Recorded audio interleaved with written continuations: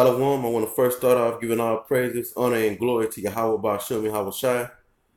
Double honors to the apostles and the elders of Great Millstone who taught us this truth. Peace and blessings to all the Akim across the four corners of the world who are pushing this truth in faith and sincerity, who are the hopeful elect. Shalom to all those that support the truth and believe in Yahweh Ba'Shem Yahweh Shai. It's going to be a quick lesson going over a couple of scriptures because you have all these so-called Christians or holy rollers that's coming out the woodworks, and they're saying that the basics, that or they speaking against the basics of Hebrew 101, which is that salvation is for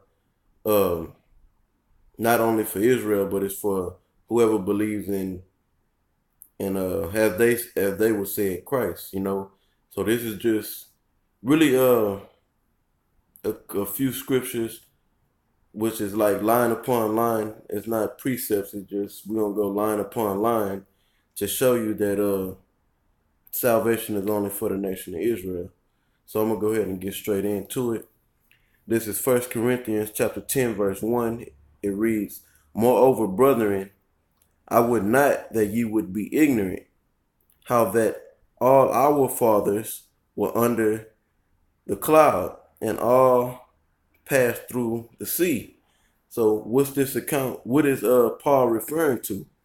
Paul is talking about, or he's bringing back the account, or bringing up the account where Yahweh Ba'Shem Yahweh Shai, who the world ignorantly called God, God, at good word God and Jesus, because as we read, and I'm using the word Jesus, I don't like to say that name, but so you can understand, in this particular reading that we're about to read, it's gonna tell you that who the world ignorantly called Jesus Christ, he was uh he was there guiding the children of Israel, nurturing the children of Israel when they were being delivered out of Egypt, and when they going through the Red Sea and through the wilderness, So we read this, and you people in the church, you'll say that, well, the church of Corinth would have had to be heathens because the church of Corinth was in Corinth, Greece.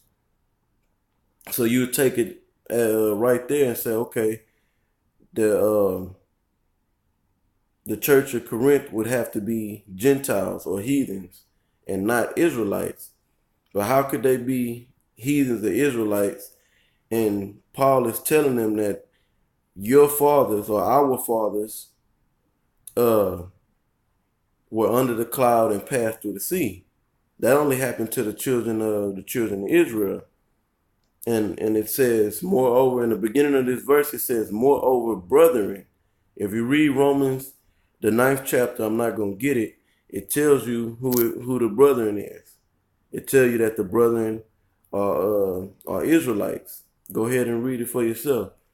And these are basic scriptures, I know the brothers in the know. This is Hebrew 101. But this is to show and prove that these Christians, so-called Christians, don't know what the hell is going on. And they're not reading the scriptures with understanding if they reading it all. So I'll continue on. Verse 1 Corinthians 10 and 2. And we were all baptized unto Moses in the cloud and in the sea, and did all eat the same spiritual meat. Verse 4. And did all drink the same spiritual drink, for they drank of that spiritual rock that followed them, and that rock was Yahweh Shai or Mashiach. Okay, so Paul is going back into that account, and he's using that he's using that account to explain that that was a spiritual thing that was happening when it was spiritual, and Yahweh Shai, who the world ignorantly called Jesus Christ, he was the one guiding and taking care of Israel during this particular time, you know. And with that, that's pretty much it. You know, you can read 1 Corinthians 12:1. It tells you to. It also is a good precept to go with this to show you that Paul was addressing Israelites that lost their identity, that lost their way, so to speak.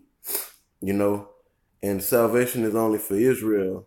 So when you read all these different books, Ephesians, Galatians, Titus, uh, Hebrews, First Timothy, Second Timothy, First Peter, Second Peter, First, Second, Third John, Jude, uh, all these books, Philemon,